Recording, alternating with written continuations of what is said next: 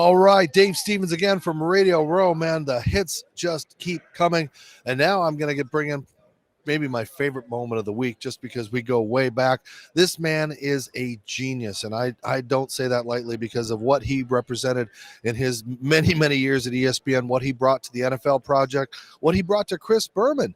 I'm talking about the legendary Russell Baxter, who now runs the Pro Football Guru website, www.profootballguru. Russell, thanks for joining me from your home. I wish you were here with me. Oh, I wish I was too. I mean, I've done my share of Super Bowls. I was telling somebody today, I've attended 23 Super Bowls. Wow. And last one was Carolina and Denver in San Francisco, Super Bowl 50. Hoping to get back as well, but times are changing and so on, doing different stuff, and it's great to be on with you and so on. We got to see each other in an ESPN reunion roughly a year ago, I think it was. Yeah. And but kid in the candy store. Here we go, Super Bowl week, and the funny thing about it, Dave, is after the Super Bowl, you jump right back into it with free agency, all the coaching changes, the draft coming up, and so on. So the NFL has achieved what it wanted to about 30 years ago, and that was to be a full-time entity. And, free agency in the form that it is now began in 1993, and we're about to have the 30th year of free agency. It just seems like it was just the other day when teams would keep their cores and you didn't have to worry about all this stuff. That's why merchandise sales are great, because every year somebody's moving to another team, either switching jerseys or switching numbers. Now, what made you start profootballguru.com? Well, after I left ESPN, I knew I still wanted to write and so on. It was funny. In the 22 years I was at ESPN, I was a researcher. I wasn't really a writer. I had a writing background before I came to ESPN. A name you will know very, very well was a gentleman named Howie Schwab, who hired me out in Long Island for College and Pro Football News Weekly. A couple years later, he recommended, along with someone else, ESPN was in its infancy. A gentleman named Bob Rauscher took a chance on me. 1990, I was at the Hall of Fame. I met Chris Berman and Tom Jackson, and who knew how long I would be together with them. And it just kind of went from there. NFL Primetime, which I was able to do in the studio for 17 years, which was just the greatest amount of fun you can imagine. That fly by your pants, that pressure, that, the natural. It was a locker room. You were a part of a team. It was like being on an NFL team. And I think maybe that's what you miss the most, is that camaraderie of what you did for TJ and Boomer. And they relied on you. They were on TV and everyone thought they were geniuses and so smart. They didn't realize you're creating the stats. You're feeding them the numbers. You're giving them lines. You're creating things to talk about. It's like, those Emmys that you got are well-deserved. Oh, that's very kind of you. And so on. The natural chemistry between Tommy and Chris was great. And, they've gone back over recent years and, maybe done a show or two and so on. And that chemistry just continues to be here. I mean, Chris is the king of highlights.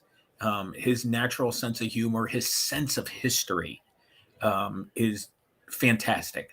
And, it's been a joy to know him and work with him and so on. And Tommy is such a good friend. And, 14 years with the Denver Broncos, and then 29 years with ESPN.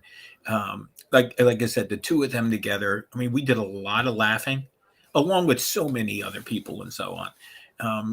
But, I got to sit in that studio for all those years and just watch that thing unfold. And I would tell people, the latter part of the show, when Chris and Tommy got the highlight sheets to do the games that they didn't get to necessarily see in their entirety because they were down, getting ready for the show and so on. Right. That was the beauty of NFL Primetime, because that natural sense, Tommy is the player, Chris as the host and historian. It was just a great match together and so on. And you've seen Boomer go on and do NFL Primetime on ESPN Plus, with Tommy and now Booger McFarland and so on, and the success is still there. So profootballguru.com, don't let the name mislead you. There's a lot of great stuff and insight on that. There's all kinds of articles, things for fantasy football. You've got podcasts, you've got shows. So what sets you apart from the other sites? What are you giving people that you can't get anywhere else? Well, profootballguru.com is part of a site called Full Press Coverage, which covers every sport and so on. And I was happy to latch on with them about a year and a half ago and so on.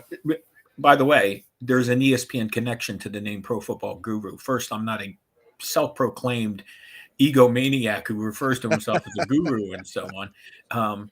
This comes kind of indirectly from Mike Greenberg. Okay.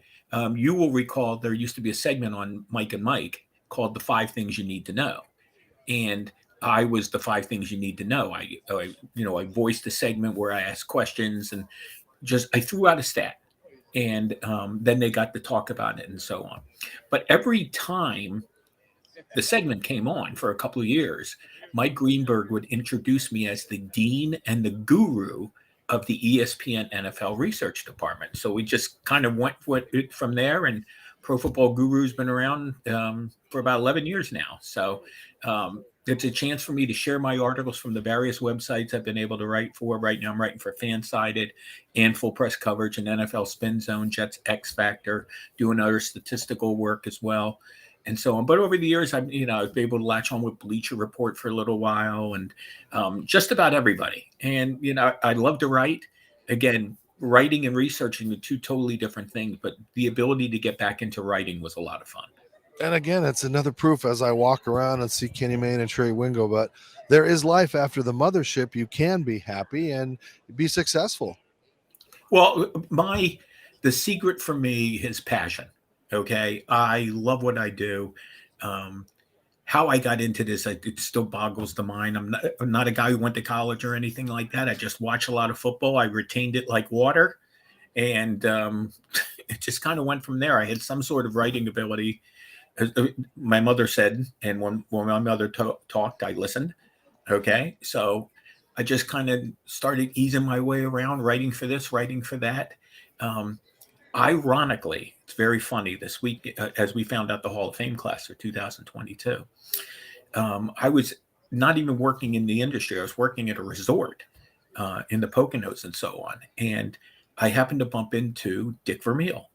And Dick Vermeil was there on behalf of the Special Olympics. And they were doing a banquet at the place I was working and so on. And I asked him if he would be interested in me doing an interview with him. And he said, sure. And he invited me to his home in Bryn Mawr, Pennsylvania. And it was one of the first 2 articles I ever wrote for an old magazine called Tempo Magazine. Started to build a resume, send it out to Long Island. Stumped Schwab, Howie Schwab read it, hired me. And 2 years later, I was doing freelance from ESPN, and it kind of went from there. And the legend was born. So we got a big game this weekend, and I know you are the best at the most obscure. I mean, the way you create things as far as what you've done is just legendary. That, how many guys have punted on a Thursday in September and gotten 69 yards, those crazy things that you would do.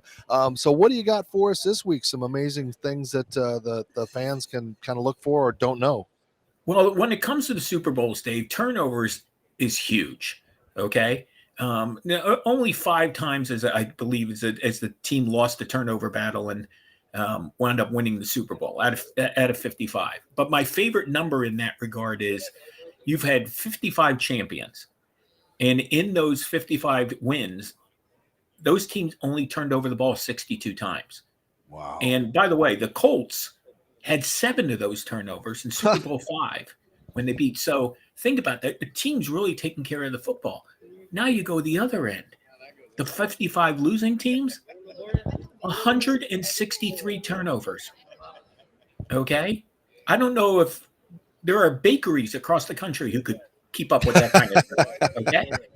So the differential in the 55 Super Bowls is plus 101 for the winners. Wow. Okay? So taking care, and we saw it last year with Patrick Mahomes. In fact, Patrick Mahomes, as good as he's been, has played in 2 Super Bowls and thrown a pair of interceptions in each of those games. But One game they win, so people forget about that. One game they lose. The other thing to keep in mind on an eye on is we have a chance for someone other than Tom Brady to be a Super Bowl MVP with a second team, and that would be Von Miller, who was the Super Bowl 50 MVP when they beat Carolina. He's now with the Rams. Could you imagine here? We talk about offense, offense, offense. How about a defensive guy wind up being a two-time MVP with two different teams? That to me is very, very interesting in that regard. So, do you know overall how many defensive players have ever been the MVP? There's only been a handful, I want to say right? there's been four linebackers. There's been three defensive backs.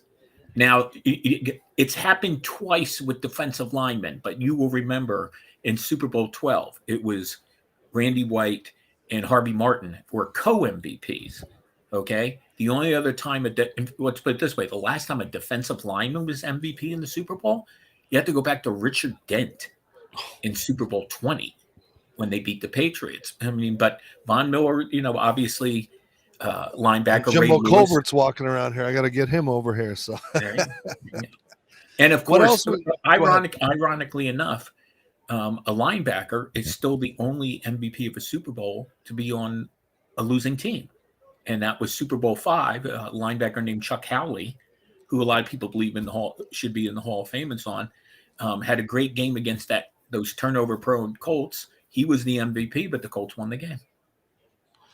Your thoughts on the class that went into the Hall of Fame this week? Or that's going. Kind of a blue collar, isn't it? I mean, there's personally finally seeing Cliff Branch get in to me I got a chance to meet him at the Pro Bowl one year and so on. But I go back. I was born in the late 50s, and my football schooling came in the 70s. And there wasn't a human being alive that could catch Cliff Branch. He was big during the regular season. He was big. He was part of 3 different Super Bowl champion teams with the Raiders. That classic picture of him holding up the ball in the end zone, wearing number 21, sings, and that sign that says "Speed Kills." He was such a dynamic player. He stretched the field for that Raider defense. But you think about the other guys, Tony Baselli. We have an offensive tackle, Sam Mills. This was a year where nobody who was no first ballot went in this year, which I thought was very, very interesting. It was almost kind of like a cleanup class. Yeah, we got to get somebody in, right? Yeah, Leroy Butler, Bryant Young, who in some ways was a very, very underrated player because the onus in San Francisco was so much, as you know, on offense. But he was a dynamite player. And Richard Seymour, you could put him at nose tackle. You could put him at end. You could put him in the 3-4. You could put him in the 4-3. Kind of reminds me of another guy who a lot of people feel should be in the Hall of Fame, Dave, and that's Joe Klecko, who was a Pro Bowler at 3 different positions. But it's a nice listen. I've been going to the ceremonies pretty regularly since 1989. It's amazing. It's an amazing event. And so on. There last year, after not being there, because of COVID the year before and so on, and they had the double class last season, and Peyton Manning's rousing speech. I don't know if you've ever been. I get the feeling you have, and if you haven't, sadly, I haven't. But but you've been in that room though when they've gotten the call, haven't you? Been around those guys, the ESPN, a couple of the ESPN guys when that day they're in. I remember the one I remember the most. When Steve Young went in, and he went in the same year as Dan Marino in 2005. And I think right now the reason that stands out to me is there has been a little chatter, even though 5 years down the line and so on, about how will not the NFL, by the way, you always got to make that clear. The NFL doesn't run the Pro Football Hall of Fame. They're their own business, they're their own entity, and so on. But how's it going to be, unless someone has a change of heart, with Tom Brady and Ben Roethlisberger both being eligible the same year? Okay. And if Rob Gronkowski retires, so you've already heard little fan bases, mostly from the Steelers fan base, like, oh, wait a minute, Brady's going there. They're not going to put two quarterbacks in at the same time. Well, they had put on two quarterbacks at the same time, and I just mentioned that. And then that was Dan Marino and Steve Young in the same year. You think there might be? Is there Excuse any me? shot? You think there would be any shot that some backdoor secret negotiations? Hey, let's let Tom Brady kind of have this thing, and then because it just seems like Tom will overshadow anything that weekend. Well, you would think so, but I'll go back to another year, and it's not quarterbacks, but who to you, in your opinion, is the bigger headliner? Because these two guys went in together, Emmitt Smith and Jerry Rice. That's almost a coin flip. Yeah, so they went in the same year. So that, I don't think there's any. If there's some secret negotiating, first off, I'm not involved. Second off, it wouldn't be very big these days. It wouldn't be a very big secret. But I don't think the Hall. Again, this is their thing. The voters. Again, the NFL supports the Pro Football Hall of Fame, but I remember Emmitt Smith and Jerry Rice going in the same year. I was like, wow. And at that time, they started to rearrange the speeches and so on. It used to be alphabetical. Then they changed it. So I'm thinking, who's going to go last? Because the headliner's always last. Okay. Yeah. And that's even changed in recent years, and we saw Peyton Manning last year, who reportedly didn't want to go last and so on. So, but Emmitt Smith and Jerry Rice, every time I hear that, I'm like, well, you got the all-time leading rusher and you got the all-time leading receiver. Okay, go ahead. Class. Okay. I know you're not a betting man, but what do you think the over/under is on Dick Vermeil crying during his acceptance speech? Just the speech? I mean, just walking up to the podium. He's such a kind man and so on. And like I said, I got to meet him years later at a Super Bowl and so on. And of course, the amazing success. I mean, think about his success story. Reviving the Eagles that he did, got them to the Super Bowl. A couple of years later, he walked away. He went into the college football and television. About 15 years later, he came back to the league with the Rams in 97 and 98, and they were terrible. Okay. And, it was like, what are we doing? And Trent Green. Let's go get an arena quarterback and let him lead our team. Yeah. And yeah. I mean, and they drafted Torrey Holt in the first year that year and so on. And it's, you think, by the way, interesting enough, that 99 Rams team is the last time a league MVP won the Super Bowl the same year, and that was Kurt Warner. Wow. That is good stuff. And that's what you get from Pro Football Guru Russell Baxter at profootballguru.com. Russell, thanks again for spending some time with us, and a personal interest as far as who wins or loses in this? Not really. I know. Correct me if I'm wrong. Is the line 4.5? Yeah. Okay. I would take the Bengals with the points. I think I've mentioned Von Miller for a reason and so on, because I think he's going to have a big impact. They got him in the middle of the season. He started slow, and he's been kind of hot everyone since then. And to me, Joe Burrow, who absorbed a 9-sack game earlier in the playoffs, they are very, very scrappy. I mean, I'm not going to be surprised if the Bengals win. By the way, if the Bengals win, they'll be the 21st different NFL team to win at least one Super Bowl. That would be time. Now if we can get my Vikings to do something. I'm wearing purple today, but we're still but Dave, you got to get the Vikings to get back to the Super Bowl, which it's almost unfathomable that they haven't been there since the 70s and so on. And in tribute to them, I will say this, and I've talked about this many times. That late 60s, 70s Vikings team, you want to talk about bad luck, okay? They ran into the Chiefs, who were the winningest team in the AFL. And by the way, Dave, the Chiefs defense in Super Bowl IV, their starting defense has 6 Hall of Famers. Think about that. Then they ran into Miami. Then they ran into Pittsburgh. And then they ran into the team who was the other team who couldn't win the big game, and that was the Oakland Raiders. So I wish they could just play. I wish the Buffalo Bills could play the Vikings, and just one of those teams gets it over with, right? That's got overtime. That's got overtime written all over it. Well, Russell, it's always great to talk to you. Let's make sure it's not more than once a year. Let's keep in touch, because what you're doing with ProFootballGuru.com, it's year round. As we talked earlier, football isn't just end with the Super Bowl. With free agency and the draft coming up, combines, make sure you go to ProFootballGuru.com to find articles, statistics, all things related to football, because Russell is the guru. And he's the man behind all of the things that ESPN had as far as statistics and insight and all those kind of things. Again, he just gets these cards, hands them to Boomer Tommy, and they're like, yes, in 1972, Dan Marino was born, blah, blah, blah. And they look good. So thank you for making them look good for all those years.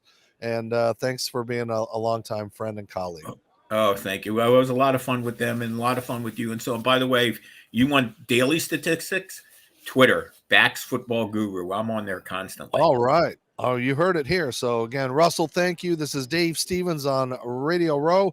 I think we got Nate Boyer coming up in a little bit, and I think we finally got that punter going to come over here, who's got his fancy show over here with the FanDuel, kind of your competition in a little way. I'm just joking. But Russell, thanks a lot for being a part of our day. I'm Dave Stevens. Don't forget to support Disability Channel and Ability Media and all the things that we continue to do, because that's what we bring you here at the Ability Media Network, and all of our wonderful kids working on things. So stay tuned with us. Coming up later, Nate Boyer, as I said, I'm going to wander around, try to grab some other Hall of Famers joining us live from Radio Row. This is Dave Stevens. We'll see you in just a minute.